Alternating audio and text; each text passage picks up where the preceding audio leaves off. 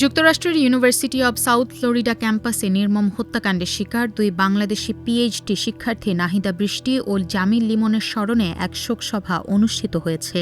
১ মে শুক্রবার জাতীয় সময় বিকেলে বিশ্ববিদ্যালয়ের টাম্পা ক্যাম্পাসের ক্রিসেন্ট হিলে এ শোকসভা অনুষ্ঠিত হয়।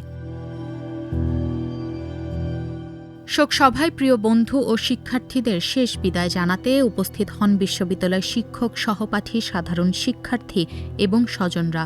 নাহিদ ও জামিলের সহপাঠী এবং কাছের বন্ধুরা ফুল দেওয়ার সময় নিজেদের আবেগ ধরে রাখতে পারেননি। দীর্ঘদিনের চেনা হাসিখুশি দুই সহপাঠীকে এভাবে চিরতরে হারিয়ে ফেলার শোকে কান্নায় ভেঙে পড়েন অনেকেই। শোকসভায় বিশ্ববিদ্যালয়ের প্রেসিডেন্ট মোয়েজ লিমায়েম বলেন, নাহিদা এবং জামিল আমাদের পরিবারের অংশ ছিল। আগামী সপ্তাহে অনুষ্ঠেয় সমাবর্তন অনুষ্ঠানেও নাহিদা এবং জামিলকে স্মরণ করা হবে। তাদের চিরস্মরণীয় করে রাখতে ক্যাম্পাসে একটি স্মৃতিসৌধ নির্মাণ করা হবে। এছাড়া আগামী সপ্তাহে অনুষ্ঠিত হতে যাওয়া বিশ্ববিদ্যালয়ের সমাবর্তন অনুষ্ঠানেও এই দুই মেধাবীকে বিশেষভাবে সম্মান জানানো হবে।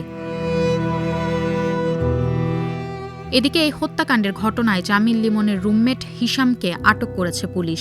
তার বিরুদ্ধে দুটি পরিকল্পিত হত্যাকাণ্ড সহ বেশ কয়েকটি গুরুতর অপরাধের অভিযোগ এনেছে মার্কিন প্রসিকিউটররা।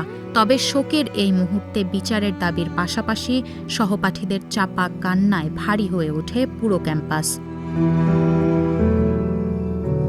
নিহত নাহিদা বৃষ্টি কেমিক্যাল ইঞ্জিনিয়ারিংয়ে এবং জামিল লিমন ভূগোল, পরিবেশ বিজ্ঞান ও নীতি বিষয়ে পিএইচডি করছিলেন।